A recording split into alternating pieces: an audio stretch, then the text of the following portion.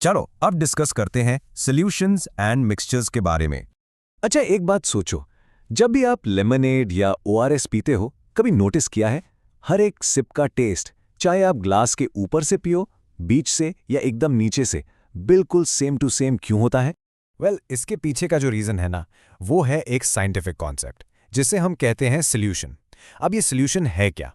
Simple words में ये एक यूनिफॉर्म मिक्सचर है। मतलब जब आप चीनी जैसा कोई सब्सटेंस पानी में घोलते हो तो वो कंप्लीटली डिसॉल्व हो जाता है। और पता है क्या होता है? उसके पार्टिकल्स इतने इतने छोटे हो जाते हैं, लिटरली मॉलिक्यूलर लेवल तक टूट जाते हैं और फिर पूरे पानी में एकदम इवनली, मतलब बराबर से फैल जाते हैं। तो पार्टिकल्स का ये जो इवन डिस्ट्रीब्यूशन है, अ वेरी इंपॉर्टेंट वर्ड, इसी को हम कहते हैं यूनिफॉर्मिटी। और एग्जैक्टली इसी यूनिफॉर्मिटी की वजह से उस लेमनेड के हर हिस्से की प्रॉपर्टीज और टेस्ट सब कुछ एक जैसा होता है। So the key takeaway here, the magic word is uniformity.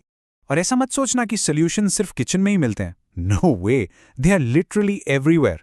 आप सोचो, हमारा जो ब्लड प्लाज्मा है ना, जिसमें सॉल्ट्स, ग्लूकोज, प्रोटीन्स सब कुछ पानी में घुला हुआ है, वो एक परफेक्ट एग्जाम्पल है सॉल्यूशन का।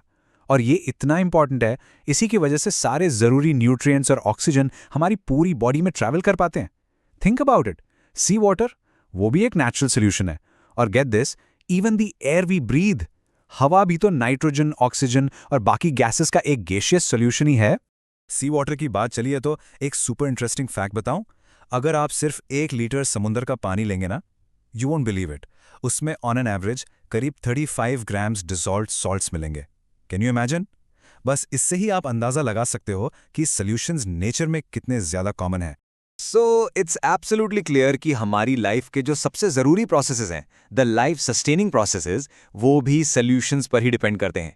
एग्जाम्पल के लिए, हम जो ऑक्सीजन सांस के थ्रू अंदर लेते हैं, वो आगे कैसे जाती है? वो हमारे ब्लड प्लाज्मा में डिसॉल्व होती है और तभी पूरी बॉडी में ट्रांसपोर्ट हो पाती है।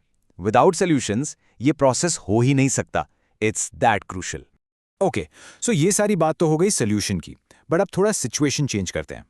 लेट्स थिंक, अगर आप पानी में चीनी के बजाय सैंड यानी रेत मिक्स करने की कोशिश करो तो क्या होगा? Will it also dissolve just like sugar? बिल्कुल नहीं, राइट? वो डिसॉल्व नहीं होगी। उस केस में जो बनता है उसे हम कहते हैं एक नॉन यूनिफॉर्म मिक्सचर। इसका एक और साइंटिफिक नाम है हेटेरोजीनियस मिक्सचर। ये ऐसी मिक्सचर होती है जहां सब्सटेंसेस डिसॉल्व नहीं होते, बल्कि फिजिकली अलग अलग ही रहते हैं। अब देख सकते हो, सैंड के पार्टिकल्स पानी में घुले नहीं हैं, इंस्टेड वो सारे नीचे आकर सेटल हो गए हैं। और इसके एग्जाम्पल्स तो आपने रोजमर्रा की जिंदगी में बहुत देखे होंगे। सबसे कॉमन तो है सैंड एंड वाटर, जहां सैंड नीचे बैठ जाती है। फिर है चॉक पाउडर एंड वाटर। आपने देखा होगा, पहले चॉक थोड़ी देर पानी में घूमती रहती है, सस्पेंड होती है और फिर धीरे धीरे नीचे सेटल हो जाती है। एक और एग्जाम्पल है सॉडस्ट एंड वाटर, यानी लकड़ी का बुरादा और पानी। इसमें सॉडस्ट नीचे नहीं जाती, बल्कि पानी के ऊपर फ्लोट करने लगती है। ऑलराइट, चलो अब इन दोनों को साइड बाय साइड कंपेयर करते हैं। और हाँ, ये टेबल ध्यान से देखना, आपके एग्जाम्स के लिए this is very very important. पहला पॉइंट, पार्टिकल विजिबिलिटी। सॉल्यूशन में पार्टिकल्स दिखाई नहीं देते, दे आर इनविजिबल, जबकि नॉन यूनिफॉर्म मिक्सचर में पार्टिकल्स आप आराम से देख सकते हो। Second, distribution. सॉल्यूशन में पार्टिकल्स का डिस्ट्रीब्यूशन एकदम इवन होता है, जबकि नॉन यूनिफॉर्म में obviously uneven. And finally, stability. Solution stable होते हैं, यानी पार्टिकल्स कभी नीचे नहीं बैठते। लेकिन नॉन यूनिफॉर्म मिक्सचर्स अनस्टेबल होते हैं, उसमें पार्टिकल्स या तो सेटल हो जाते हैं या फिर ऊपर फ्लोट करते हैं। So let's wrap this up with the core definitions one last time, ताकि आपके दिमाग में अच्छे से बैठ जाएं। So a solution is a uniform mixture, जहां पर सॉल्यूट पार्टिकल्स मॉलिक्यूलर लेवल तक जाकर इवनली डिस्ट्रीब्यूट हो जाते हैं and most importantly they are not visible. A perfect example, salt in water. On the other hand, we have a non-uniform mixture. ये एक heterogeneous mixture है जहां particles physically अलग-अलग रहते हैं, visible होते हैं और evenly distributed बिल्कुल नहीं होते। और इसका classic example, sand in water। तो आज हम समझने वाले हैं सॉल्यूशंस के बारे में। सोचो, एक फिजी ड्रिंक, हवा जिसमें हम सांस लेते हैं और एक ब्रास का ट्रम्पेट। इन तीनों में आखिर क्या कॉमन हो सकता है? बड़ा अजीब सवाल लग रहा है ना, पर इसका आंसर बड़ा सरप्राइजिंग है। ये सभी, बिलीव इट और नॉट, एक ही चीज हैं, सॉल्यूशंस। तो चलिए इस कॉन्सेप्ट को बिल्कुल डिटेल में एक्सप्लोर करते हैं। तो सबसे पहला सवाल, आखिर ये सॉल्यूशन है क्या?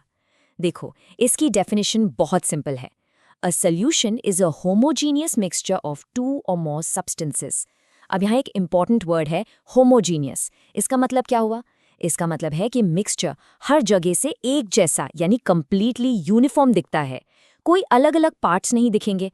और याद रखो, हर सोल्यूशन के दो मेन कंपोनेंट्स होते हैं, एक सॉल्यूट और एक सॉल्वेंट। ओके, तो अब इन दोनों पार्ट्स को यानी सॉल्यूट और सॉल्वेंट को ठीक से समझना एग्जाम्स के लिए एब्सोल्युटली क्रूशियल है। देखो, सॉल्यूट वो सब्सटेंस है जो डिसॉल्व हो रहा है, मतलब जो घुल रहा है, और सॉल्वेंट वो सब्सटेंस है जिसके अंदर सॉल्यूट डिसॉल्व हो रहा है। सिंपल है ना? लेकिन आखिर इनको पहचाने कैसे? इसका सबसे आसान ट्रिक है उनकी क्वांटिटी।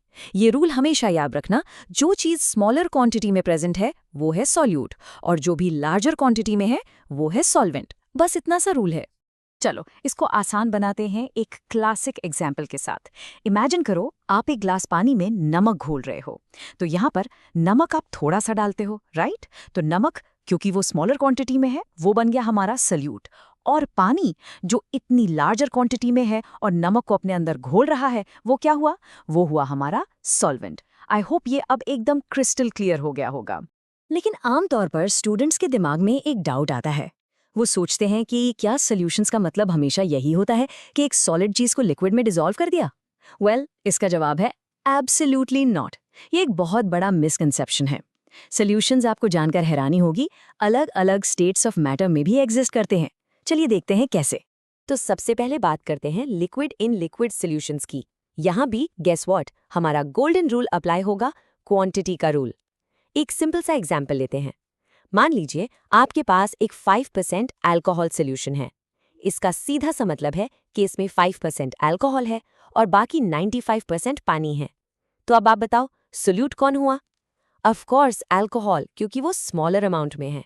और हमारा सॉल्वेंट हुआ पानी। अब रेडी हो जाओ एक और इंटरेस्टिंग फैक्ट के लिए। सॉल्यूशंस गैस फॉर्म में भी होते हैं, और इसका सबसे बड़ा, सबसे कॉमन एग्जाम्पल वो है एयर, हवा, जिसमें हम हर सेकंड सांस ले रहे हैं।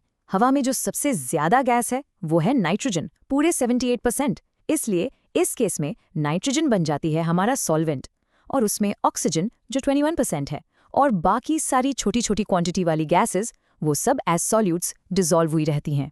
Amazing, right? और आगे बढ़ते हैं। सॉलिड के अंदर सॉलिड, जी हाँ, सॉलिड एंड सॉलिड सॉल्यूशंस भी होते हैं। इनका एक स्पेशल नाम है एलॉयज। आपने एलॉयज के बारे में जरूर सुना होगा। एग्जाम्पल के लिए ब्रास यानी पीतल। ये बेसिकली जिंक और कॉपर का एक होमोजीनियस मिक्सचर है। अब इसमें जिंक कम क्वांटिटी में होता है तो वो बन गया सोल्यूट, और कॉपर जो ज्यादा क्वांटिटी में है वो बन गया सॉल्वेंट। और एक एक्स्ट्रा फैक्ट, एलॉयज बनाए ही इसीलिए जाते हैं ताकि वो अपने पेरेंट मेटल्स से ज्यादा स्ट्रॉन्ग और जंग रोधक यानी रस्ट रेजिस्टेंट बन सकें। चलिए अब साइंस को थोड़ा टेस्टी बनाते हैं। एक रियल लाइफ एग्जाम्पल जो सबको पसंद है, गुलाब जामुन की मीठी मीठी चाशनी। सोचो, ये चाशनी भी तो एक परफेक्ट सोल्यूशन है। यहाँ पर शुगर यानी चीनी है हमारा सॉल्यूट, और पानी है हमारा सॉल्वेंट। और चाशनी कितनी मीठी होगी या कितनी गाढ़ी होगी, ये किस चीज़ पे डिपेंड करता है? ये डिपेंड करता है सोल्यूशन की कॉन्सेंट्रेशन पर, यानी हमने सॉल्वेंट में कितना सोल्यूट डिसॉल्व किया है।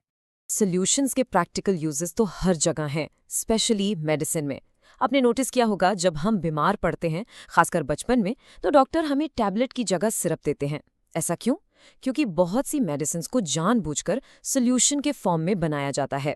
इसका फायदा यह है कि हमारी बॉडी लिक्विड फॉर्म को बहुत जल्दी और बहुत आसानी से अब्जॉर्ब कर लेती है और दवा जल्दी असर करती है। पर इन सबसे भी इम्पोर्टेंट एक सोल्यूशन सिस्टम है जो हम सबके अंदर है, हमारी अपनी बॉडी। आप गेस कर सकते हैं कि हमारी ह्यूमन बॉडी का कितना हिस्सा पानी से बना है? The answer is a staggering 60 to 70%। इसका मतलब हम सब इन अ वे एक चलता फिरता जीता जागता वाटर बेस्ड सोल्यूशन सिस्टम है। और क्योंकि हमारी बॉडी में इतना पानी है, यहीं से एक बहुत इंपॉर्टेंट टर्म सामने आती है, water as the universal solvent. Water को ये टाइटल इसलिए मिला है क्योंकि इसमें एक अनोखी कैपेबिलिटी है। ये दुनिया के किसी भी और लिक्विड से कहीं ज्यादा चीजों को अपने अंदर डिसॉल्व कर सकता है। सोचो, हमारी बॉडी के अंदर जितने भी जरूरी न्यूट्रिएंट्स हैं, ऑक्सीजन है, और यहाँ तक कि जो वेस्ट प्रोडक्ट्स बाहर निकालने हैं, वो सब इसी पानी में डिसॉल्व होकर सॉल्यूशंस बनाकर बॉडी में एक जगह से दूसरी जगह ट्रैवल करते हैं। चलिए अब इस टॉपिक को एंड करते हैं एक आखिरी और काफ़ी सरप्राइजिंग एग्जाम्पल के साथ। हनी यानी शहद। आपको शायद लगेगा कि शहद तो बस शहद है, पर साइंटिफिकली ये एक हाईली कॉन्सेंट्रेटेड शुगर सोल्यूशन है। मतलब इसमें इतनी ज़्यादा चीनी घुली हुई है कि पानी बहुत ही कम बचता है। और इसकी सबसे खास बात पता है क्या है? इसी प्रॉपर्टी की वजह से शहद सालों साल खराब नहीं होता, क्योंकि इतने कम पानी में बेचारे बैक्टीरिया सर्वाइव भी नहीं कर पाते। तो चलिए अब हम सॉल्यूशंस, सैचुरेशन और सॉल्युबिलिटी के बारे में डिस्कस करते हैं। इमेजिन करो आप पानी का एक ग्लास लेते हो और उसमें कोई सॉल्यूट जैसे कि चीनी या नमक डिसॉल्व करना शुरू करते हो। आप एक चम्मच डालते हो, उसे घोलते हो और देखते ही देखते वो पानी में गायब हो जाता है। जब तक ये सल्यूट इतनी आसानी से डिसॉल्व हो रहा है, इसका मतलब सिंपल है कि सॉल्वेंट के पार्टिकल्स के बीच अभी और जगह खाली है। इसे आप एक पार्टी की तरह सोचो। शुरू में जब मेहमान आते हैं तो कितनी सारी जगह होती है, राइट? ऐसे सोल्यूशन को हम कहते हैं एन अनसैचुरेटेड सोल्यूशन। लेकिन हम यहाँ रुकते नहीं हैं। हम और सल्यूट, मान लो नमक, उस पानी में डालते ही जा रहे हैं। पहले 1 चम्मच, फिर 2 चम्मच, फिर 3, और हम उसे लगातार स्टर भी कर रहे हैं। और फिर एक पॉइंट आता है जब आप नोटिस करते हो कि अब और नमक डिसॉल्व नहीं हो रहा। आप कितना भी स्टर कर लो, वो पार्टिकल्स नीचे ग्लास के बॉटम में आकर बैठना शुरू कर देते हैं।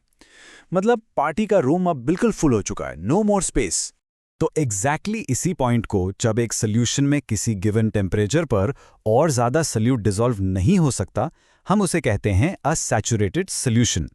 ये डेफिनेशन एग्जाम्स के लिए बहुत ही इंपॉर्टेंट है।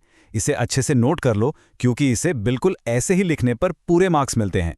ठीक है, अ लिमिट इज रीच्ड, ये तो समझ आ गया। लेकिन सवाल ये है कि हर सॉल्वेंट की ये लिमिट, ये कैपेसिटी आखिर है कितनी? इसे हम मेजर कैसे करते हैं? हर चीज के लिए ये अलग अलग होगी, है ना? इसी लिमिट को मेजर करने के लिए साइंस में एक स्पेशल टर्म है, सॉल्युबिलिटी। अब सॉल्युबिलिटी होती क्या है? ये वो मैक्सिमम अमाउंट ऑफ सॉल्यूट है, ग्राम्स में, जो 100 ग्राम्स ऑफ सॉल्वेंट में एक पर्टिकुलर टेम्परेचर पर डिसॉल्व हो सकता है। ये एक और स्टार मार्क डेफिनेशन है, बहुत इंपॉर्टेंट। चलो एक एग्जाम्पल देखते हैं। अगर आप 100 ग्राम पानी लेते हो रूम टेम्परेचर पर, तो उसमें आप सिर्फ 36 ग्राम नमक यानी NaCl ही डिसॉल्व कर सकते हो। लेकिन उसी 100 ग्राम पानी में आप लगभग 200 ग्राम चीनी यानी सुक्रोज डिसॉल्व कर सकते हो। सोचो कितना बड़ा डिफरेंस है। इसका मतलब पानी में शुगर की सॉल्युबिलिटी सॉल्ट से बहुत बहुत ज्यादा है। अब इसी से रिलेटेड 2 और टर्म्स हैं जो आपको पता होने चाहिए, डाइल्यूट एंड कॉन्सेंट्रेटेड। बिल्कुल सिंपल है। अगर सोल्यूशन में सोल्यूट का अमाउंट बहुत कम है तो वो एक डाइल्यूट सोल्यूशन है, और अगर सोल्यूट का अमाउंट बहुत ज्यादा है, ऑलमोस्ट सैचुरेशन के पास, तो उसे हम एक कॉन्सेंट्रेटेड सोल्यूशन कहते हैं। अच्छा, अब एक बहुत ही इंटरेस्टिंग सवाल। क्या कोई ऐसा तरीका है, कोई ऐसी मैजिक ट्रिक है जिससे हम इस सैचुरेशन पॉइंट के रूल को तोड़ सकें? क्या हम एक सैचुरेटेड सोल्यूशन में उसकी कैपेसिटी से भी ज्यादा सोल्यूट डिसॉल्व कर सकते हैं? हाँ, एक तरीका है। इसके लिए हम क्या करते हैं, पहले एक सैचुरेटेड सोल्यूशन ले लेते हैं, फिर हम उसे हीट करते हैं, यानी गर्म करते हैं।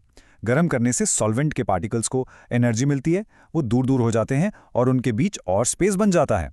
अब इस एक्स्ट्रा स्पेस में हम और सोल्यूट डिसॉल्व कर सकते हैं, और उसके बाद सबसे इंपॉर्टेंट स्टेप, सोल्यूशन को बहुत धीरे धीरे बिना हिलाए ठंडा होने देते हैं। ऐसे सोल्यूशन को जिसमें उसकी नॉर्मल कैपेसिटी से भी ज्यादा सोल्यूट डिसॉल्व हो, उसे हम कहते हैं अ सुपर सैचुरेटेड सोल्यूशन। लेकिन इसमें एक कैच है, ये सोल्यूशन हाईली अनस्टेबल होता है। इस बात को जरूर याद रखना। पता है, ये सॉल्यूशन देखने में आपको बिल्कुल नॉर्मल लगेगा, एकदम क्लियर पानी जैसा, पर असल में ये एक बहुत ही डेलिकेट स्टेट में है। इसने अपनी कैपेसिटी से ज्यादा सॉल्यूट को जबरदस्ती पकड़ के रखा हुआ है, और ये किसी भी वक्त छूट सकता है। और इसकी इनस्टेबिलिटी का मतलब क्या है? बस एक छोटा सा डिस्टर्बेंस, जैसे कि उसमें एक छोटा सा सॉल्यूट का क्रिस्टल डालना, और बैम, सारा extra dissolve solute foreign solution से बाहर निकलकर क्रिस्टलाइज हो जाता है। और ये प्रोसेस इतना तेजी से और इतना ड्रामेटिकली होता है, इट्स अमेजिंग टू वॉच। ये सिर्फ एक कूल सा साइंस एक्सपेरिमेंट नहीं है, इसके रियल वर्ल्ड एप्लीकेशंस भी हैं। हम सबने मिश्री या रॉक कैंडी जरूर खाई होगी। वो actually super saturated sugar solution से ही बनाई जाती है। बिल्कुल इसी तरह बड़ी बड़ी इंडस्ट्रीज में शुगर, एलम या कॉपर सल्फेट के बड़े और एकदम प्योर क्रिस्टल्स ग्रो करने के लिए भी इसी क्रिस्टलाइजेशन प्रोसेस का इस्तेमाल होता है। तो चलिए सॉल्युबिलिटी के बारे में डिस्कस करते हैं और देखते हैं कि टेम्परेचर का इस पर क्या इफेक्ट होता है। चलिए एक बहुत ही सिंपल रोज के सवाल से शुरू करते हैं। क्या आप गर्म चाय में ठंडी चाय के मुकाबले ज्यादा चीनी घोल सकते हैं? अब इसका जवाब तो हम सबको पता है कि हाँ बिल्कुल, लेकिन इसके पीछे की साइंस क्या है, चलो आज हम वही समझेंगे। तो इसको ठीक से समझने के लिए ना सबसे पहले हमें सैचुरेटेड सॉल्यूशन का कॉन्सेप्ट क्लियर करना होगा। एक सैचुरेटेड सॉल्यूशन क्या होता है? यह सॉल्यूशन की एक ऐसी स्टेट है जहां एक पर्टिकुलर टेम्परेचर पर आप और सॉल्यूट डिसॉल्व नहीं कर सकते, मतलब लिमिट पूरी हो गई। अगर आपने और सॉल्यूट ऐड करने की कोशिश की तो वो बस नीचे जाकर बैठ जाएगा, सेडिमेंट की तरह। तो अब वापस आते हैं अपने चाय वाले सवाल पर। इमेजिन करो आपके पास एक सैचुरेटेड सॉल्यूशन है। अब अगर हम उसको गर्म करें तो क्या होगा? वो जो अनडिसॉल्व्ड सॉलिड नीचे बैठा हुआ था ना, वो भी धीरे धीरे डिसॉल्व होने लगेगा। तो इससे साफ साफ प्रूव हो जाता है कि टेम्परेचर बढ़ाने से सॉलिड सॉल्यूट की सॉल्युबिलिटी भी बढ़ जाती है। पर ऐसा होता क्यों है? इसके पीछे का मेन रीजन है काइनेटिक एनर्जी। देखो, जब भी हम किसी सॉल्यूशन को हीट करते हैं तो उसके सॉल्वेंट मॉलिक्यूल्स की, जैसे यहाँ पानी के मॉलिक्यूल्स हैं, उन सब की काइनेटिक एनर्जी बढ़ जाती है। और इस एनर्जी की वजह से वो मॉलिक्यूल्स बहुत तेजी से इधर उधर मूव करने लगते हैं, राइट? और जब ये मॉलिक्यूल्स इतनी तेजी से मूव करते हैं तो उनके बीच में ना काफी स्पेस क्रिएट हो जाता है। इसको ऐसे समझो जैसे क्राउडेड रूम में अगर सब लोग तेजी से चलने फिरने लगें तो बीच बीच में जगह बन जाती है, राइट? बस बिल्कुल वैसे ही। और फिर उसी एक्स्ट्रा स्पेस में और सॉल्यूट पार्टिकल्स आराम से फिट हो जाते हैं। So, the crucial point to remember here is this. जब solution ठंडा होता है तो molecules के पास kinetic energy कम होती है, इसलिए उनके बीच space भी कम रहता है। लेकिन दूसरी तरफ जब solution गर्म होता है तो high kinetic energy की वजह से molecules के बीच में काफी ज्यादा space बन जाता है, और more space means more solute dissolve हो पाता है। Simple. ओके, सो अब एक इंटरेस्टिंग सवाल। मान लो हमने इस गरम सैचुरेटेड सॉल्यूशन को वापस ठंडा कर दिया, तो अब क्या होगा? वो जो एक्स्ट्रा चीनी हमने डिसॉल्व की थी, क्या वो हवा में गायब हो जाएगी? बिल्कुल नहीं। यहाँ पर एक बहुत ही इंटरेस्टिंग प्रोसेस शुरू होता है जिसे कहते हैं क्रिस्टलाइजेशन। देखो, जब हम एक हॉट सॉल्यूशन में उसकी कैपेसिटी से भी ज़्यादा सॉल्यूट डिसॉल्व कर देते हैं ना, तो उस सॉल्यूशन को हम सुपर सैचुरेटेड कहते हैं। अब जैसे ही ये सुपर सैचुरेटेड सॉल्यूशन ठंडा होता है, सॉल्वेंट के मॉलिक्यूल्स फिर से धीरे होकर पास आने लगते हैं, उनके बीच का स्पेस कम हो जाता है और वो जो एक्स्ट्रा सॉल्यूट था वो वापस सॉलिड प्योर क्रिस्टल्स के फॉर्म में अलग हो जाता है। और ये जो कॉन्सेप्ट है ना, ये सिर्फ साइंस लैब्स या टेक्स्ट बुक तक ही लिमिटेड नहीं है, ये हमारे आसपास हर जगह काम कर रहा है। फॉर एग्जाम्पल नेचर में देखो, केव्स के अंदर जो इतने खूबसूरत स्टैलेक्टाइट्स और स्टैलेग्माइट्स बनते हैं ना, वो इसी प्रिंसिपल का एक परफेक्ट एग्जाम्पल है। और इतना ही नहीं, बड़ी बड़ी केमिकल फैक्ट्रीज में भी हीटेड सॉल्वेंट्स का यूज होता है ताकि ज्यादा से ज्यादा सब्सटेंस को जल्दी डिसॉल्व किया जा सके। इससे पूरा प्रोसेस बहुत फास्ट और एफिशिएंट हो जाता है। लेकिन पता है सबसे अमेजिंग बात क्या है? ये नॉलेज कोई नई नहीं है या सिर्फ मॉडर्न साइंस की देन नहीं है। इसकी रूट्स बहुत गहरी हैं हमारी इंडिया की एंशिएंट साइंटिफिक हेरिटेज में। हमारे पूर्वज इस कॉन्सेप्ट को बहुत पहले से जानते थे और उसे यूज भी करते थे। इसका एक बेहतरीन एग्जाम्पल है आयुर्वेदा। आप देखो आयुर्वेदिक सिस्टम्स में कितने अलग अलग सॉल्वेंट्स यूज किए जाते थे। कभी पानी, जिसे कषायम कहते हैं, तो कभी तेलम यानी ऑयल्स, और यहाँ तक कि घृता यानी घी भी। क्यों? क्योंकि वो जानते थे कि हर मेडिसिनल कंपाउंड अलग होता है और उसे एक्सट्रैक्ट करने के लिए सही लिक्विड यानी सही सॉल्वेंट जरूरी है। कुछ चीजें पानी में डिसॉल्व होती हैं तो कुछ फैट्स या ऑयल्स में। तो ये सब इस बात का प्रूफ है कि एंशिएंट इंडिया में केमिस्ट्री की नॉलेज कितनी एडवांस थी। और इस बात को a great Indian chemist Prafulla Chandra Ray ने भी माना था। उनका कहना था कि केमिस्ट्री के एवोल्यूशन में इंडिया ने सबसे ऊंचा मुकाम हासिल किया था। और इसी ग्रेट साइंटिफिक लेगेसी को आगे बढ़ाने वालों में से एक बहुत इंपॉर्टेंट नाम है एक पायनियरिंग इंडियन केमिस्ट डॉक्टर असीमा चैटर्जी का। डॉक्टर चैटर्जी ने सॉल्युबिलिटी के इन्हीं प्रिंसिपल्स को यूज किया नेचुरल प्रोडक्ट्स की केमिस्ट्री पर रिसर्च करने के लिए। उन्होंने अलग अलग सॉल्वेंट्स का इस्तेमाल करके विंका रोजिया जैसे प्लांट्स से इंपॉर्टेंट मेडिसिनल कंपाउंड्स को एक्सट्रैक्ट किया, और उनके इसी काम से एपिलेप्सी और मलेरिया जैसी सीरियस बीमारियों की लाइफ सेविंग ड्रग्स डेवलप हुई। इनफैक्ट वो पहली वुमन साइंटिस्ट थी जिन्हें किसी इंडियन यूनिवर्सिटी से डॉक्टर ऑफ साइंस की डिग्री मिली थी। तो देखा आपने, एक सिंपल कप चाय में चीनी घोलने से लेकर लाइफ सेविंग मेडिसिन्स डेवलप करने तक सॉल्युबिलिटी के ये फंडामेंटल प्रिंसिपल्स साइंस और हमारी डेली लाइफ दोनों का एक कितना जरूरी हिस्सा है। चलिए अब हम डिस्कस करते हैं एक बहुत ही interesting topic, solubility of gases.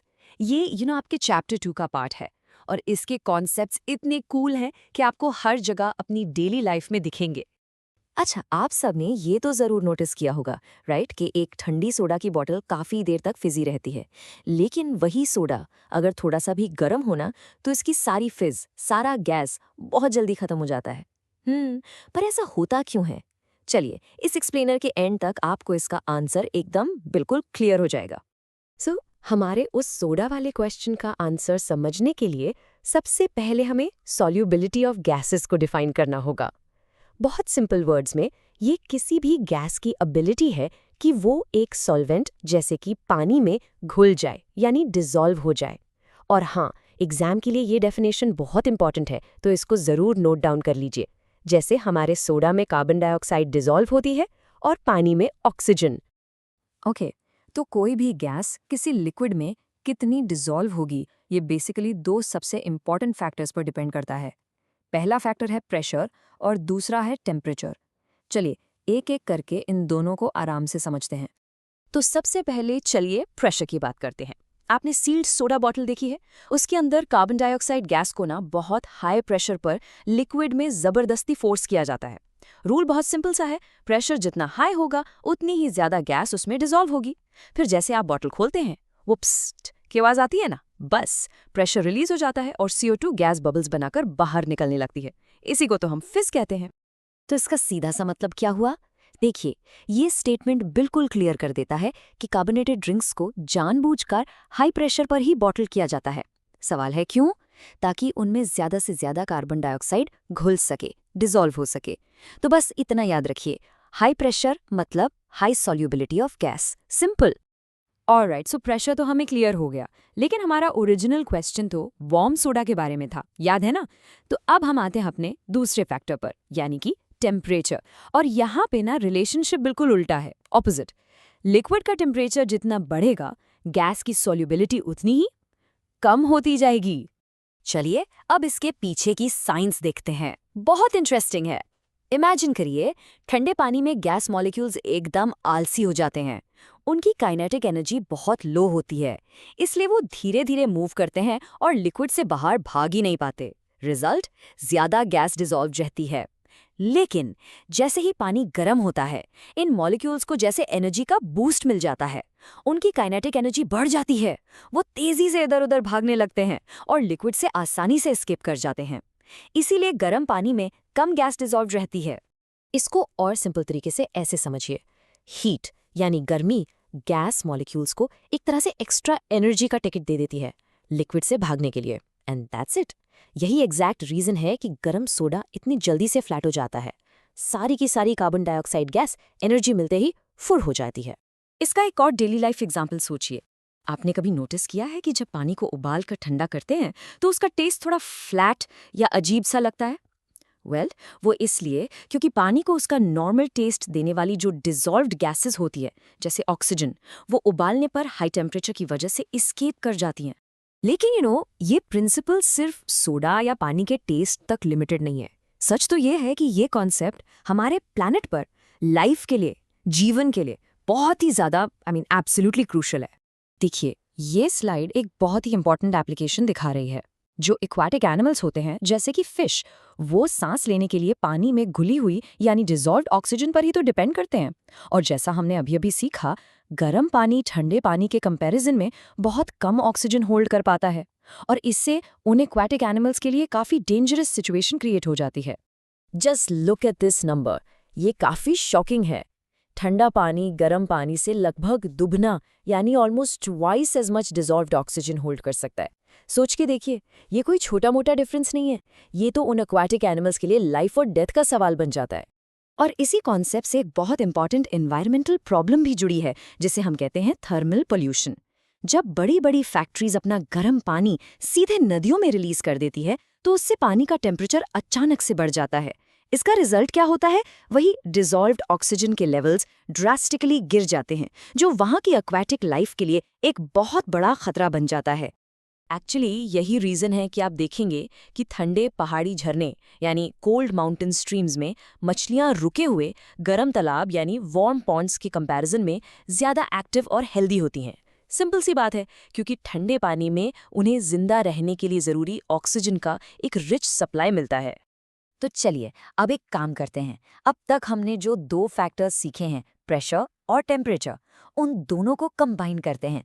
जरा सोचिए, हमारी अर्थ पर ऐसी कौन सी जगह हो सकती है जहां प्रेशर भी बहुत हाई हो और टेम्परेचर भी बहुत लो हो, मतलब मैक्सिमम गैस सॉल्युबिलिटी के लिए एकदम परफेक्ट कंडीशंस। इसका सबसे परफेक्ट एग्जाम्पल है द डीप सी। समुद्र की गहरी से गहरी जगह पर ऊपर के इतने सारे पानी के वजन से प्रेशर जबरदस्त हाई होता है, और वहां सूरज की रोशनी तो पहुंचती नहीं, इसलिए टेम्परेचर बहुत ही लो रहता है। तो देखिए, हाई प्रेशर और लो टेम्परेचर, ये गैस सॉल्युबिलिटी के लिए एकदम परफेक्ट रेसिपी बन गई ना। इसका फाइनल रिजल्ट ये है कि डीप सी वाटर में डिसॉल्व्ड गैसेस का कॉन्सेंट्रेशन बाकी सब जगहों से कहीं ज्यादा होता है, जो वहां की यूनिक लाइफ को सपोर्ट करने में हेल्प करता है। अब हम डिस्कस करेंगे साइंस के एक बहुत ही इंटरेस्टिंग टॉपिक के बारे में, buoyancy and density. Now I know ये वर्ड्स सुनने में थोड़े हैवी लगते हैं, है ना, buoyancy, density, but trust me, इसके पीछे का जो कॉन्सेप्ट है ना, वो बहुत ही सिंपल और सुपर इंटरेस्टिंग है। चलो एक पजल से स्टार्ट करते हैं। सोचो इसके बारे में। ये एक ऐसा सवाल है जो हम सबके दिमाग में कभी ना कभी जरूर आया होगा। एक 2 लाख टन का, आई मीन दैट्स ह्यूज, विशाल जहाज समुंदर में आराम से फ्लोट कर रहा है, और दूसरी तरफ एक छोटा सा हल्का सा कॉइन पानी में डालते ही फुस सीधा नीचे डूब जाता है। ऐसा कैसे हो सकता है? What's the science behind this? और पता है, ये सिर्फ शिप और कॉइन की ही स्टोरी नहीं है।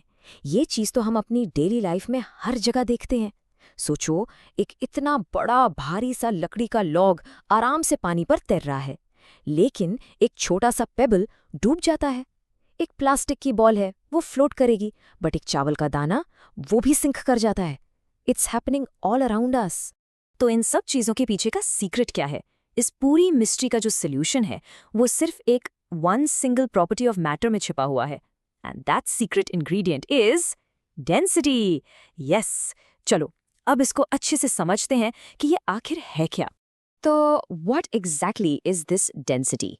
ओके, अब एग्जाम पॉइंट ऑफ व्यू से ये डेफिनेशन बिल्कुल परफेक्ट है, और इसको ऐसे ही याद करना है। Density is the measure of mass पर unit volume of a substance. आसान शब्दों में समझे तो इसका बस इतना मतलब है कि एक गिवन स्पेस में, यानी एक पर्टिकुलर वॉल्यूम में, कितना मैटर, कितना स्टफ पैक्ड है, मतलब कोई चीज कितनी घनी है। इसका फॉर्मूला तो सुपर सिंपल है, density equals mass divided by volume. और हाँ, इसकी ऐसा यूनिट मत भूलना, वो है किलोग्राम्स पर क्यूबिक मीटर। ओके, सो हमें डेंसिटी का मतलब तो समझ आ गया, but the big question is, ये डेंसिटी आखिर डिसाइड कैसे करती है कि कोई ऑब्जेक्ट फ्लोट करेगा या सिंक? वेल, इसके लिए साइंस का एक बहुत ही सिंपल सा गोल्डन रूल है। ये रूल, इसको दिमाग में बिल्कुल लॉक कर लो, this is the main point. देखो, अगर किसी ऑब्जेक्ट की डेंसिटी जिस लिक्विड में वो है उससे लेस है, मतलब object density is less than the liquid density, तो वो ऑब्जेक्ट आराम से फ्लोट करेगा, सिंपल। बट अगर ऑब्जेक्ट की डेंसिटी उस लिक्विड से ग्रेटर है, यानी object density is greater than the liquid density, तो वो सीधा सिंक कर जाएगा। दैट्स इट, पूरा खेल बस डेंसिटी के कंपैरिजन का है। बट वेट अ मिनट, अब आपके दिमाग में क्वेश्चन आ रहा होगा, होल्ड ऑन, इसमें एक प्रॉब्लम है, राइट? चलो अपने शिप वाले सवाल पे वापस चलते हैं। हम सबको पता है कि स्टील तो पानी से कहीं ज्यादा डेंस होता है। एक स्टील की छोटी सी पिन भी पानी में फौरन डूब जाती है। तो फिर पूरा का पूरा स्टील का बना इतना बड़ा जहाज फ्लोट कैसे कर रहा है? अभी जो हमने रूल सीखा उसके हिसाब से तो उसको सिंक कर जाना चाहिए था। और हम किसी छोटी मोटी बोट की बात नहीं कर रहे हैं, we talking about a modern cargo ship जिसका वेट 2 लाख टन तक हो सकता है। जस्ट इमेजिन, इतना ज्यादा मास, ये तो फॉर श्योर डूबना चाहिए, राइट? तो इस पजल का सोल्यूशन एक बहुत ही इंपॉर्टेंट कॉन्सेप्ट में है, एवरेज डेंसिटी। नाउ यहाँ पर स्टूडेंट्स अक्सर गलती करते हैं। हम ये सोचते हैं कि शिप एक सॉलिड ब्लॉक ऑफ स्टील है, but no, that's not true. एक शिप अंदर से ज्यादातर हॉलो होता है, खोखला होता है, और उस सारी खाली जगह में क्या भरा होता है? Of course, air. सो जब हम सिर्फ स्टील की डेंसिटी कंसिडर नहीं करते, बल्कि उस पूरे शिप की, यानी स्टील प्लस उसके अंदर भरी हुई इतनी सारी एयर, इस पूरे कॉम्बिनेशन की ओवरऑल डेंसिटी कैलकुलेट करते हैं, तो पता है क्या होता? वो ओवरऑल डेंसिटी पानी की डेंसिटी से कम हो जाती है, एंड बूम, हमारा फ्लोटिंग का रूल वापस काम करने लगता है और इतना बड़ा जहाज आराम से फ्लोट करता है। It's amazing, right? Earth density का ये अमेजिंग प्रिंसिपल सिर्फ मैन मेड चीज़ों तक लिमिटेड नहीं है, नेचर भी इसको बहुत ब्यूटिफुली यूज़ करती है। इसका एक परफेक्ट एग्जाम्पल, समंदर में फ्लोट करते हुए बड़े बड़े आइसबर्ग्स। 90%, ये नंबर देखो। आपने वो कहावत सुनी है ना, टिप ऑफ द आइसबर्ग, कि हमें बस ऊपर ऊपर का दिखता है। वेल, वो कहावत बिल्कुल रियल है और यहीं से आई है। And it's all about this 90%। सच ये है कि एक आइसबर्ग का करीब 90% हिस्सा पानी के नीचे होता है। हमें सरफेस पे सिर्फ उसका 10% पार्ट ही दिखता है। अब सवाल है, ऐसा क्यों? सिंपल, वापस अपने डेंसिटी रूल पर आते हैं। जो आइस की डेंसिटी है वो सी वाटर की डेंसिटी से बस थोड़ी सी स्लाइटली लेस होती है, इसलिए वो फ्लोट तो करता है, लेकिन उसका इतना बड़ा हिस्सा पानी के नीचे रहता है। ओके, सो अभी तक हमने जितने भी एग्जाम्पल्स देखे, शिप, आइसबर्ग, वो सब पानी में यानी लिक्विड्स में थे। बट यहाँ एक और इंटरेस्टिंग बात है, डेंसिटी का ये सुपर रूल सिर्फ लिक्विड्स के लिए नहीं है, ये गैसेस में भी सेम तरीके से काम करता है। जैसे कि हमारे आसपास जो एयर है उसमें भी। और इसका बेस्ट एग्जाम्पल क्या है? Hot air balloon. सोचो ये कैसे काम करता है। जब बलून के अंदर की एयर को उस बर्नर से हीट किया जाता है तो वो एयर एक्सपैंड करती है, मतलब फैलती है, और जब वो फैलती है उसकी डेंसिटी कम हो जाती है। तो सिचुएशन क्या हुई? बलून के अंदर की हॉट एयर बाहर की कूल एयर के कंपैरिजन में लेस डेंस हो गई। और अब बिल्कुल वही सेम रूल अप्लाई होगा जैसे पानी में शिप फ्लोट करता है, क्योंकि बलून के अंदर की एयर लेस डेंस है, वो अपने आसपास की ज्यादा डेंस ठंडी एयर में ऊपर की तरफ फ्लोट करने लगता है।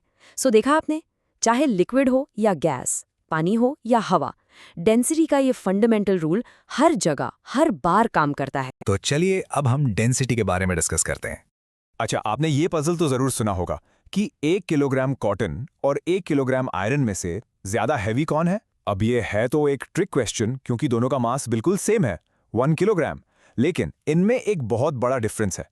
देखिए, 1 किलोग्राम कॉटन कितनी सारी जगह लेती है और उतना ही हैवी 1 किलोग्राम आयरन एक छोटे से क्यूब में ही आ जाता है। तो ऐसा क्यों है? इस पजल का आंसर इस सिंपल से आइडिया में है कि कोई भी चीज अपने साइज के हिसाब से कितनी हैवी है, मतलब उसके अंदर जो मैटर है वो कितना पैक्ड या क्राउडेड है। जरा इन दो बॉक्सेस को देखिए, दोनों का साइज सेम है, लेकिन लो डेंसिटी वाले बॉक्स में डॉट्स बहुत कम हैं, दूर दूर फैले हुए हैं। वहीं हाई डेंसिटी वाले बॉक्स में उतने ही स्पेस में कितने सारे डॉट्स एकदम पास पास टाइटली पैक्ड हैं।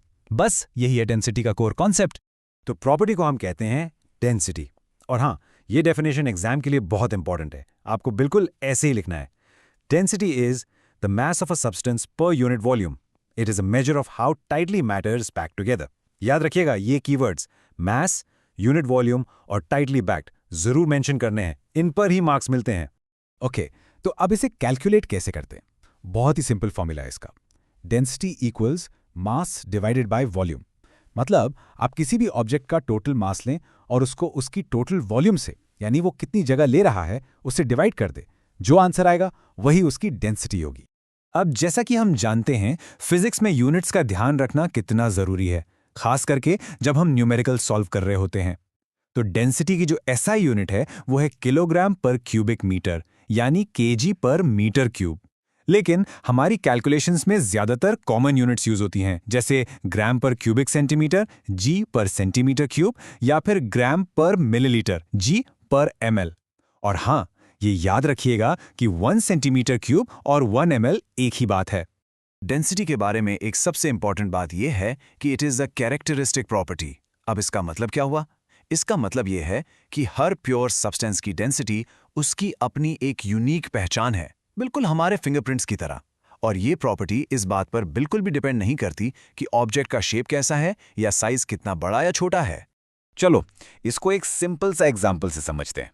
यहां देखिए, एक तरफ है एक छोटी सी गोल्ड रिंग और दूसरी तरफ है एक बड़ी सी गोल्ड ब्रिक। दोनों का शेप एकदम अलग है, साइज में तो बहुत ही ज्यादा फर्क है। लेकिन अगर दोनों चीजें प्योर गोल्ड से बनी है तो दोनों की डेंसिटी एग्जैक्टली सेम होगी, 19.3 ग्राम्स पर सेंटीमीटर क्यूब। फिर चाहे आप गोल्ड का एक छोटा सा पार्टिकल लें या पूरी ब्रिक, उसकी डेंसिटी नहीं बदलेगी। लेकिन क्या डेंसिटी हमेशा सेम रहती है? कुछ एक्सटर्नल फैक्टर्स हैं जो इसे इफेक्ट कर सकते हैं। पहला है टेम्परेचर। यूजुअली जब हम किसी चीज को हीट करते हैं तो वो एक्सपैंड होती है, उसका वॉल्यूम बढ़ जाता है। और फॉर्मूला के हिसाब से अगर वॉल्यूम बढ़ेगा तो डेंसिटी कम हो जाएगी। ऐसे ही जब हम प्रेशर बढ़ाते हैं तो हम मैटर को कंप्रेस करते हैं, पार्टिकल्स पास पास आ जाते हैं, जिससे डेंसिटी बढ़ जाती है। तो हम अलग अलग चीज़ों की डेंसिटी को आपस में कंपेयर कैसे करें? इसके लिए हमने एक स्टैंडर्ड बनाया हुआ है, और वो है वाटर। हम वाटर की डेंसिटी को 1 ग्राम पर मिलीलीटर मानते हैं। ये नंबर याद रखना भी कितना आसान है ना?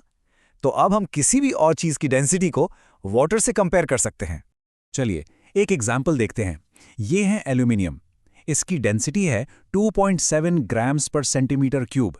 इसका मतलब सीधा सा है, अगर आप सेम साइज का एक बॉक्स पानी का लें और एक बॉक्स एल्यूमिनियम का लें, तो जो एल्यूमिनियम वाला बॉक्स है वो पानी वाले बॉक्स से 2.7 टाइम्स ज़्यादा हैवी, यानी 2.7 टाइम्स ज़्यादा डेंस होगा। सिंपल। और अब देखते हैं गोल्ड को। इसकी डेंसिटी है 19.3 ग्राम्स पर सेंटीमीटर क्यूब।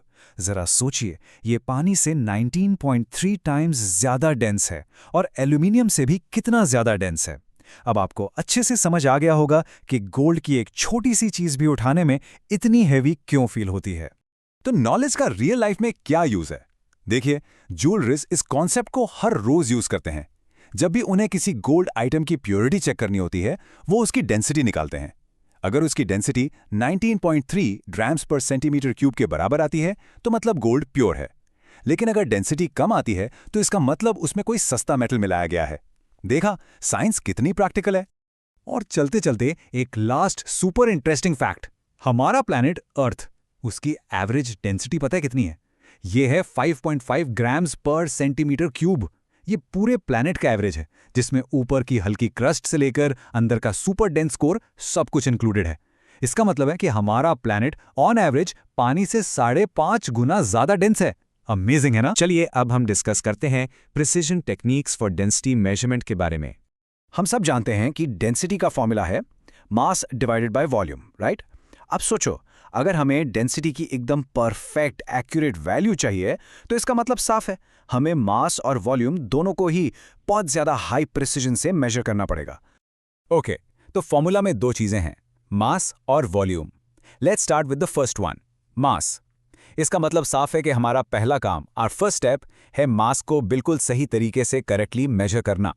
अब आप सोचिए, इसके लिए हम क्या क्या इंस्ट्रूमेंट्स यूज कर सकते हैं।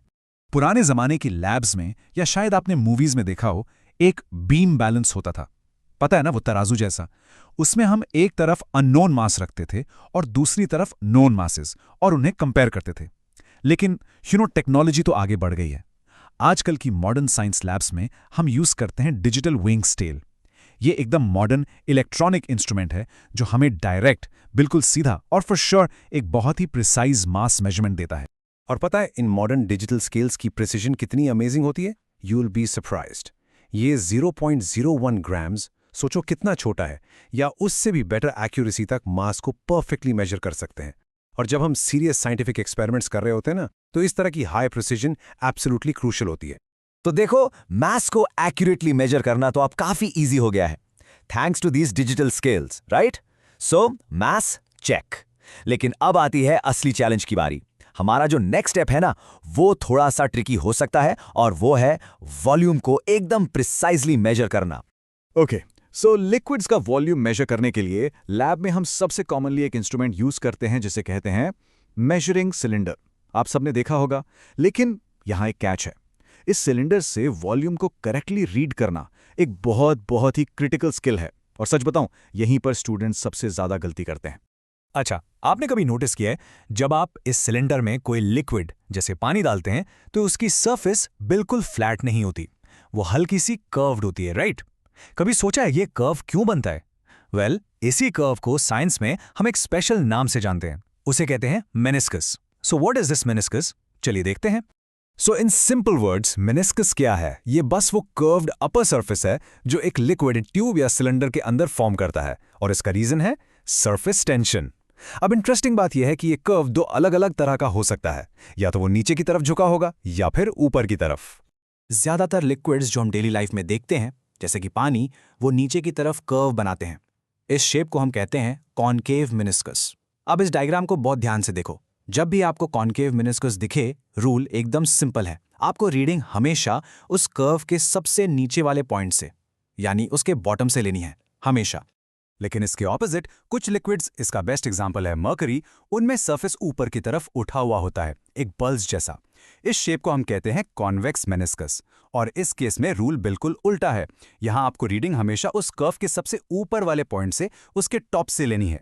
चलिए अब मैं आपको उस सबसे कॉमन मिस्टेक के बारे में बताता हूं जो ऑलमोस्ट हर स्टूडेंट रीडिंग लेते वक्त करता है। इस गलती का एक नाम भी है, पैरालैक्स एरर।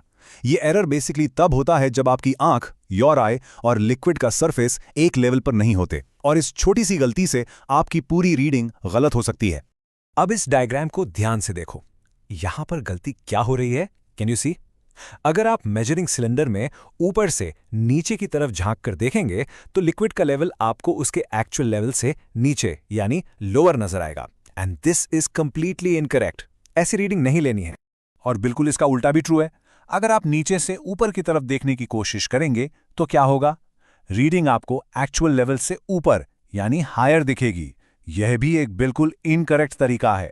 दोनों ही केसेस में आपके फाइनल कैलकुलेशन में फॉर श्योर एरर आएगा। तो सवाल यह है कि सही तरीका फिर है क्या? What is the correct way? Well, इस डायग्राम में बिल्कुल साफ साफ दिखाया गया है। करेक्ट रीडिंग लेने का बस एक गोल्डन रूल है। अपनी आंख को, योर आई, हमेशा लिक्विड सरफेस के एकदम लेवल पर रखो, ना ऊपर ना नीचे। जब आपकी आंख और मेनिस्कस का लेवल एक सीधी लाइन में आ जाएंगे तभी आपको मिलेगी एकदम करेक्ट रीडिंग। बस इस एक सिंपल रूल को याद रखो और आप पैरालैक्स एरर से हमेशा हमेशा बचे रहेंगे। तो चलो आज हम डिस्कस करते हैं वॉल्यूम को मेजर करने का एक बहुत ही इंटरेस्टिंग तरीका, और उसके पीछे की कहानी भी समझेंगे, द आर्किमिडीज मेथड। तो सबसे पहला सवाल ये सोचो कि कोई भी चीज, मान लो ये एक पत्थर है, ये आखिर कितनी जगह यानी कितना स्पेस लेता है? वेल, इस स्पेस ऑक्यूपाइड को यानी जितनी जगह कोई चीज घेरती है, हम साइंस में कहते हैं वॉल्यूम। अब देखो, ये डेफिनेशन एग्जाम के लिए सुपर इंपॉर्टेंट है, इसको अच्छे से याद कर लो। Volume is the amount of three dimensional space an object occupies, एकदम वर्ड टू वर्ड। देखो, अगर हमारे पास कोई रेगुलर शेप है, जैसे कि एक क्यूब या एक बॉक्स, तो उसका वॉल्यूम निकालना तो बहुत आसान है। तुमने मैथ्स में पढ़ा ही होगा, है ना? बस एक सिंपल सा फॉर्मूला लगाना है, volume equals length into breadth into height. Simple. लेकिन प्रॉब्लम तब आती है जब शेप इरेग्युलर हो। सोचो, एक पत्थर या एक चाबी, इसका वॉल्यूम तुम रूलर से कैसे मेजर करोगे? इसकी तो कोई ऐसी फिक्स्ड लेंथ, ब्रेथ या हाइट होती ही नहीं है। तो फिर क्या करें? है ना प्रॉब्लम। और पता है, इस प्रॉब्लम का सल्यूशन एक बहुत ही इंटरेस्टिंग स्टोरी से मिला। ये कहानी है ग्रेट साइंटिस्ट आर्किमिडीज की, जो कहते हैं कि एक दिन यूरेका चिल्लाते हुए दौड़े थे। पता है यूरेका का क्या मतलब होता है? इसका मतलब है आई हैव फाउंड इट, या मिल गया। तो उन्होंने क्या ढूंढ निकाला? उन्होंने डिस्कवर किया द वाटर डिस्प्लेसमेंट मेथड। और ये इतना ब्रिलियंट आइडिया था कि सोचो, आज भी इसको मॉडर्न साइंस लैब्स में यूज किया जाता है। कितना कूल है ना? सिर्फ पानी की हेल्प से आप किसी भी ऐसी इरेगुलर शेप वाले ऑब्जेक्ट का वॉल्यूम निकाल सकते हो। ओके, तो चलो अब इस मेथड के सिंपल से स्टेप्स समझते हैं। एग्जाम में लिखने के लिए ये बहुत ज़रूरी है। देखो, सबसे पहले क्या करना है, एक मेजरिंग सिलेंडर लो और उसमें थोड़ा पानी डालकर उसका लेवल नोट कर लो। ये हो गया हमारा इनिशियल वॉल्यूम, जिसे हम वी इनिशियल कहेंगे। अब जिस ऑब्जेक्ट का वॉल्यूम निकालना है, उसे धीरे से पानी में पूरा सबमर्ज कर दो, यानी डुबो दो। जैसे ही तुम ये करोगे, तुम देखोगे कि पानी का लेवल ऊपर आ गया। ऐसा क्यों हुआ? सिंपल है, क्योंकि उस ऑब्जेक्ट ने अपनी जगह बनाने के लिए पानी को डिस्प्लेस किया, यानी ऊपर धकेल दिया। अब इस नए बड़े हुए लेवल को नोट कर लो। ये है हमारा फाइनल वॉल्यूम या वी फाइनल। तो सबसे इंपॉर्टेंट पॉइंट क्या है? द मेन कॉन्सेप्ट इज कि जितना वॉल्यूम पानी का ऊपर उठा है, एग्जैक्टली उतना ही वॉल्यूम उस ऑब्जेक्ट का है। Simple, right? इसीलिए इसका फॉर्मूला भी एकदम आसान है। Volume of object is equal to V final minus V initial. और हाँ, ये हमेशा याद रखना कि फाइनल रीडिंग से ही इनिशियल रीडिंग को माइनस करना है। उल्टा मत कर देना, वरना आंसर गलत हो जाएगा। एक एग्जाम्पल से समझते हैं। मान लो पानी का इनिशियल वॉल्यूम था 50 ml। हमने उसमें स्टोन डाला और फाइनल वॉल्यूम हो गया 75 ml। तो स्टोन का वॉल्यूम कितना हुआ? बहुत सिंपल, बस 75 ml में से 50 ml माइनस कर दो। आंसर क्या आया? 25 ml। That's it. उस स्टोन का वॉल्यूम है 25 ml। सोचो जरा, आर्किमिडीज का ये सिंपल सा आइडिया आज भी इतने सालों बाद मॉडर्न लैब्स में कितना काम आता है। साइंटिस्ट इसी मेथड से फॉसिल्स, कॉम्प्लिकेटेड मशीन पार्ट्स और ऐसी ही न जाने कितनी इरेगुलर आइटम्स का वॉल्यूम पता करते हैं। ये है पावर एक सिंपल साइंटिफिक प्रिंसिपल की, जो सेंचुरीज तक यूजफुल रहता है। तो अब जब हमें किसी भी ऑब्जेक्ट का वॉल्यूम यानी V निकालना आ गया है, तो इस नॉलेज से हम उसकी एक और बहुत इंपॉर्टेंट प्रॉपर्टी फाइंड कर सकते हैं, और वो है डेंसिटी, जिसका सिंबल है ये रो। इसको रो बोलते हैं। डेंसिटी बेसिकली हमें बताती है कि कोई चीज़ अपने साइज के हिसाब से कितनी हैवी या लाइट है। इसकी ऑफिशियल डेफिनेशन है the mass of a substance per unit volume. और फॉर्मूला भी सिंपल है, डेंसिटी यानी rho equals mass divided by volume. तो अब देखो प्रोसेस कितना आसान हो गया है। आपको बस 2 चीजें करनी है। पहले ऑब्जेक्ट का मास m एक वेइंग स्केल से मेजर कर लो। फिर उसका वॉल्यूम v हमारे आर्किमिडीज वाले वाटर डिस्प्लेसमेंट मेथड से निकाल लो। जैसे ही आपके पास मास और वॉल्यूम दोनों आ गए, बस मास को वॉल्यूम से डिवाइड कर दो और आपको उस ऑब्जेक्ट की डेंसिटी मिल जाएगी। कितना सिंपल है ना। चलो अब हम डेंसिटी और बोयंसी के बारे में डिस्कस करते हैं। तो देखो, हमारा प्लैनेट अर्थ है ना, वो अंदर से बिल्कुल एक जैसा नहीं है। एक्चुअली आप इसे एक प्याज यानी अनियन की तरह इमेजिन कर सकते हो, जिसमें एक के ऊपर एक कई अलग अलग लेयर्स होती हैं। और अर्थ के अंदर ये जो सारी चीज़ें हैं ना, उनका अरेंजमेंट एक बहुत ही खास प्रिंसिपल पर बेस्ड है, जिससे हम डेंसिटी कहते हैं। अब इसका मतलब क्या है? सिंपल सा मतलब है कि जो मटेरियल सबसे ज्यादा डेंस यानी आम भाषा में कहें तो भारी थे, वो अर्थ के सेंटर की तरफ चले गए, और जो सबसे कम डेंस मतलब हल्के थे, वो ऊपर सरफेस पर आ गए। तो सबसे ऊपर की लेयर, हाँ वही जिस पर हम सब रहते हैं, उसे कहते हैं क्रस्ट। ये सबसे पतली और सबसे हल्की लेयर है जो लीस्ट डेंस रॉक से बनी हुई है। अब जैसे ही हम क्रस्ट के थोड़ा नीचे जाते हैं, हमें मिलती है मैंटल। ये क्रस्ट से काफी ज्यादा मोटी लेयर है, और हाँ, इसमें जो रॉक्स मिलते हैं वो भी ज्यादा डेंस यानी भारी होते हैं। और फिर अर्थ के बिल्कुल सेंटर में वहां है कोर। ये हमारे प्लैनेट का सबसे डेंस, सबसे भारी हिस्सा है, और ये आयरन और निकल जैसे हैवी मेटल्स से बना है। अब आपके मन में सवाल आ रहा होगा कि आखिर ऐसा अरेंजमेंट हुआ क्यों? वेल, इसके पीछे का रीजन है ग्रेविटी। बिलियंस ऑफ ईयर्स पहले जब अर्थ बिल्कुल पिघली हुई यानी मोल्टन स्टेट में थी, तब ग्रेविटी ने सारे हैवी और डेंस मटेरियल्स को खींचकर बिल्कुल सेंटर में जमा कर दिया। और यहाँ एक अमेजिंग फैक्ट, पता है अर्थ के कोर का टेम्परेचर कितना है? लगभग 6000 डिग्री सेल्सियस। पता है ये कितना है? ये उतना ही गर्म है जितना सन का सरफेस होता है। जस्ट इमेजिन करो कि वहाँ कितना ज्यादा प्रेशर और हीट होगी। तो ये जो अर्थ की लेयर्स का अरेंजमेंट जिस चीज़ पर डिपेंड करता है, ये हैवी या लाइट होने की प्रॉपर्टी, इसे ही हम साइंस की लैंग्वेज में कहते हैं डेंसिटी। तो चलो अब इसकी डेफिनेशन अच्छे से समझ लेते हैं, क्योंकि ये एग्जाम्स के लिए बहुत इंपॉर्टेंट है। So density is defined as the mass of a substance per unit volume. ये लाइन आपको अच्छे से याद रखनी है। इसका फॉर्मूला देखो, बहुत ही सिंपल है, density equals mass divided by volume. अब यहाँ मास का मतलब है कि उस चीज़ में कितना मैटर है, और वॉल्यूम का मतलब है कि वो कितनी जगह यानी स्पेस ले रही है। इसकी SI यूनिट है किलोग्राम पर मीटर क्यूब, लेकिन हम आम तौर पर ग्राम पर सेंटीमीटर क्यूब भी यूज करते हैं। इसे ना एक रियल लाइफ एग्जांपल से समझो। मान लो आपने सेम साइज का एक आयरन का पीस और एक वुड का पीस उठाया, कौन सा ज्यादा भारी लगेगा? ऑब्वियसली आयरन वाला, राइट? ऐसा क्यों? क्योंकि उतने ही वॉल्यूम में यानी उतनी ही जगह में आयरन का मास वुड से कहीं ज्यादा होता है। इसलिए हम कहते हैं कि आयरन की डेंसिटी ज्यादा है और वुड की डेंसिटी कम है। अब आते हैं इसके सबसे इंटरेस्टिंग एप्लीकेशन पर। देखते हैं कि ये डेंसिटी का कॉन्सेप्ट हमें कैसे बताता है कि कोई चीज पानी में फ्लोट करेगी या सिंक हो जाएगी।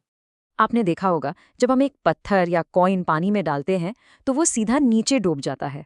ऐसा इसलिए होता है क्योंकि उस पत्थर की डेंसिटी वाटर की डेंसिटी से ज्यादा होती है। तो यहाँ एक सिंपल सा रूल है, if an object is denser then the liquid it sinks, बस। और इसके बिल्कुल ऑपोजिट, जब हम लकड़ी का टुकड़ा या एक प्लास्टिक की बॉल पानी में रखते हैं तो वो आराम से फ्लोट करती है। इसका रीजन भी सिंपल है, इन चीजों की डेंसिटी वाटर की डेंसिटी से कम होती है। तो रूल याद रखो, if an object is less dense then the liquid it floats. ये एक फंडामेंटल प्रिंसिपल है जो आपको हमेशा याद रखना है। The crucial point is an object with a density less than that of water will float on it. इसी सिंपल आइडिया से हम फ्लोटिंग और सिंकिंग का पूरा कॉन्सेप्ट समझ सकते हैं। और पता है, ये कोई नई साइंस नहीं है। इंसान इस प्रिंसिपल को हजारों सालों से इस्तेमाल करते आ रहे हैं। सोचो, हजारों साल पहले जब लोगों को डेंसिटी का फॉर्मूला तक नहीं पता था, तब भी उन्होंने सिर्फ ऑब्जर्व करके, देखकर ये सीख लिया था कि लकड़ी और बैम्बू जैसी चीजें पानी पर तैरती हैं। और बस इसी सिंपल सी नॉलेज को यूज करके उन्होंने ट्रांसपोर्ट के लिए राफ्ट्स और बोट्स बनाना शुरू कर दिया। लेकिन ऐसा होता क्यों है? ऐसा इसलिए क्योंकि ज़्यादातर वुड की जो डेंसिटी होती है वो 0.4 से लेके 0.9 ग्राम पर सेंटीमीटर क्यूब के बीच में होती है। चलो अब इसे नंबर्स से कंपेयर करके देखते हैं। देखो, पानी की डेंसिटी को हम एक स्टैंडर्ड मानते हैं, जो है एग्जैक्टली 1 ग्राम पर सेंटीमीटर क्यूब।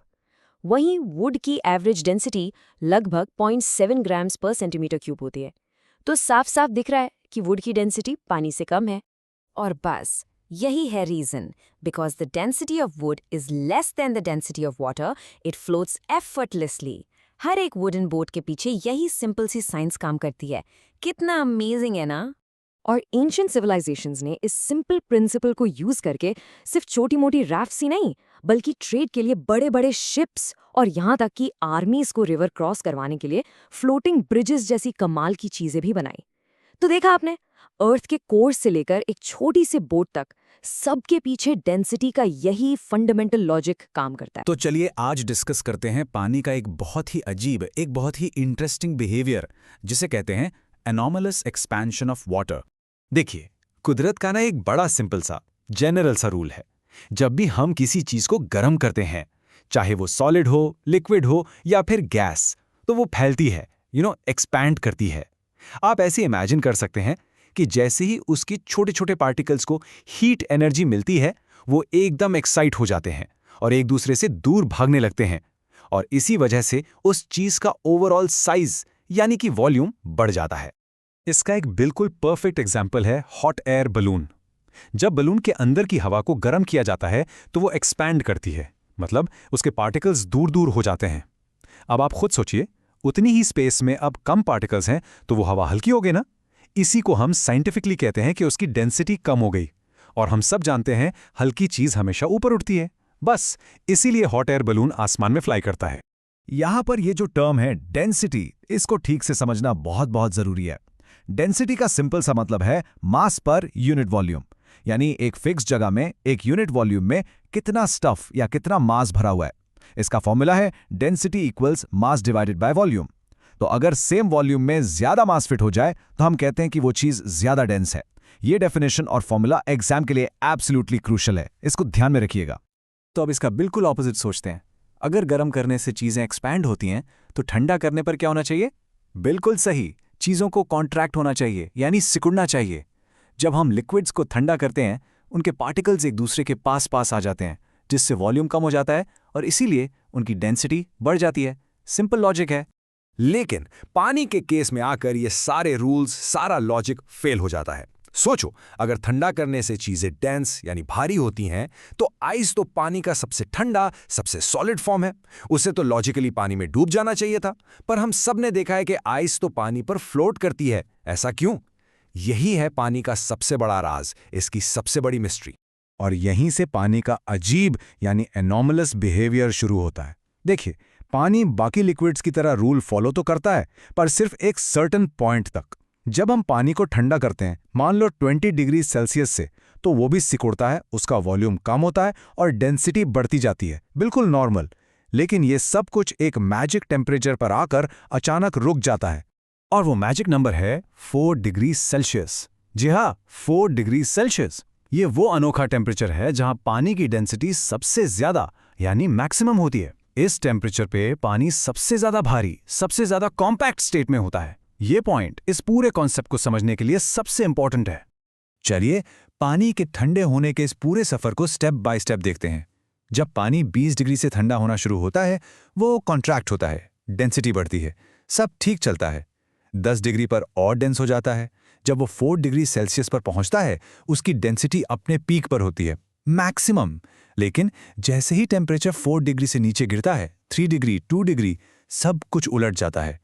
पानी अब सिकुड़ने की जगह अचानक एक्सपैंड करना यानी फैलना शुरू कर देता है, उसका वॉल्यूम बढ़ने लगता है और इसलिए उसकी डेंसिटी तेजी से गिरने लगती है।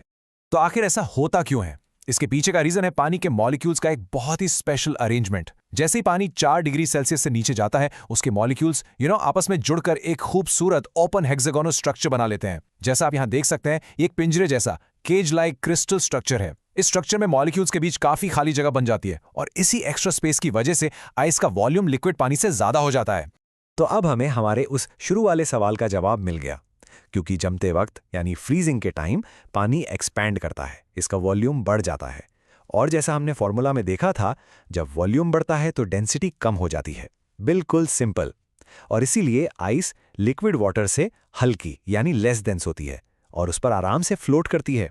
यही है वाटर के इस एनॉमलस बिहेवियर के पीछे का पूरा सीक्रेट। तो पानी का ये अजीब बिहेवियर सिर्फ एक इंटरेस्टिंग साइंटिफिक फैक्ट नहीं है, ये जमीन पर लाइफ के लिए, जीवन के लिए बहुत जरूरी है। चलिए देखते हैं कि ठंडी जगहों पर जब एक झील या लेक जम जाती है तो उसके अंदर क्या होता है। आप देखिए, ऊपर बर्फ जमी है, टेम्परेचर 0 डिग्री या उससे भी कम है, लेकिन नीचे मछलियां आराम से तैर रही हैं।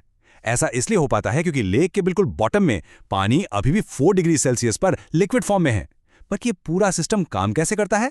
देखिए, प्रोसेस बिल्कुल स्टेप बाय स्टेप चलता है।